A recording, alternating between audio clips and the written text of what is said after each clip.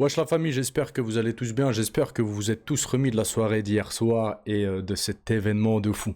Bon les amis, aujourd'hui je vais commencer avec une nouvelle à propos de Ousmane Nurmagomedov. Comme beaucoup le savent, il a été pincé pour dopage, d'accord? Donc son titre lui a été enlevé, il a été suspendu, il me semble, pendant 1 an. Une petite parenthèse par rapport à ça, les gars, soyez pas naïfs, à leur niveau, tout le monde se dope. D'accord, je sais plus, là, il y a un Français, un combattant professionnel, ou je l'ai vu tout à l'heure sur Insta, il a laissé un message par rapport à ça. Et je sais plus si c'est un combattant professionnel français ou américain, mais bref, quelqu'un de très très connu.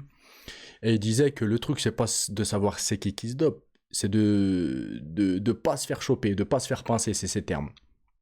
Donc voilà, soyez pas naïfs, même vos sportifs préférés, ils se sont dopés ou ils sont passés à un moment donné par le dopage. N'en déplaise à certains. Donc là, justement, il explique en fait que lui, pour le coup, là, il s'est pas dopé. Donc là, dans son community sur Instagram, que je vais vous lire tout de suite, il explique qu'est-ce qui s'est passé réellement. Voilà. Donc il dit quoi? Je voudrais donner une précision concernant les dernières nouvelles sur ma suspension. Les résultats de mes tests ont relevé la présence d'une substance interdite dans mon organisme, provenant du médicament qui m'avait été prescrit par un médecin. Quelques mois avant mon combat, je suivais un traitement, mais malheureusement, je n'ai pas informé la commission sportive à l'avance.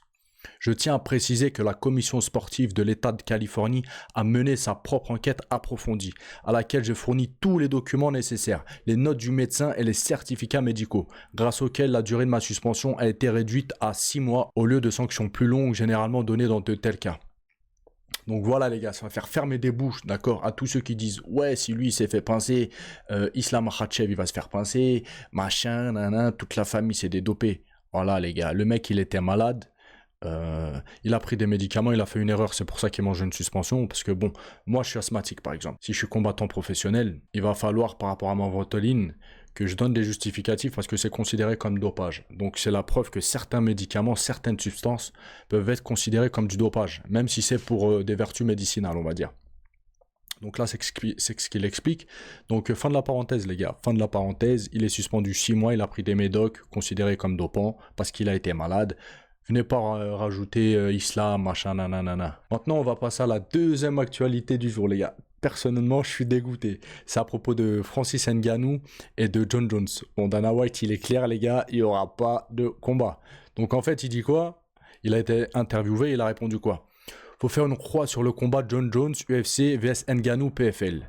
Il dit quoi? Il dit qu'il n'est pas du tout intéressé. On est les numéros 1, 2 et 3. Ils n'arrivent même pas à remplir leur salle.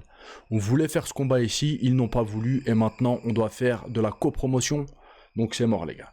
Donc là ce que j'ai compris, Dana White avait proposé un combat Francis John Jones à l'UFC, le PFL a pas refusé, donc Dana White il refuse aussi de leur faire la promotion et d'envoyer John Jones combattre au PFL.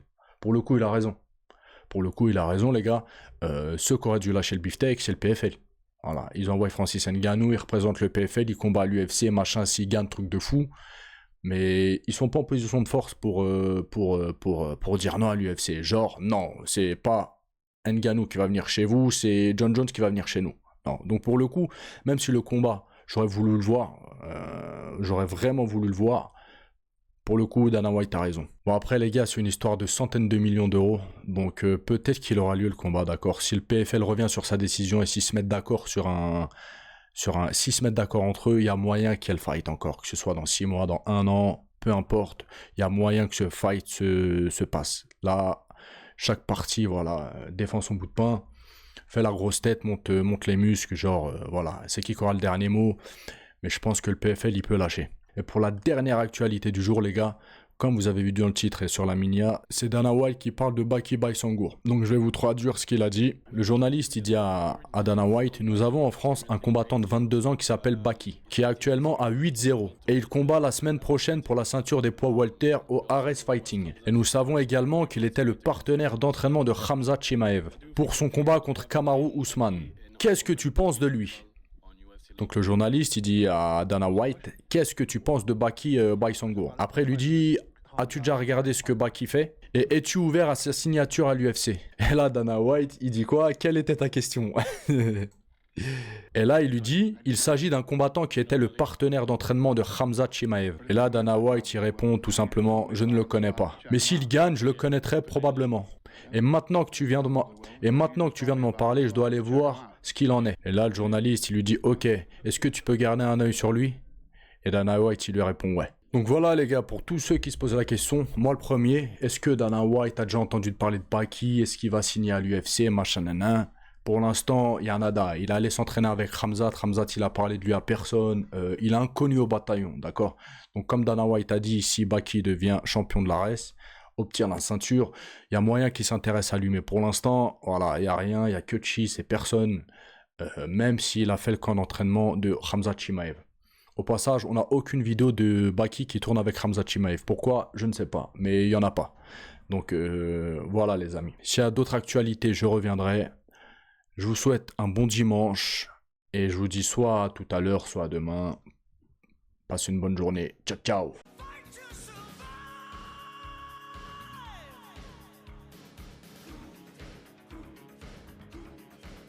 S'il y a d'autres actualités, je reviendrai.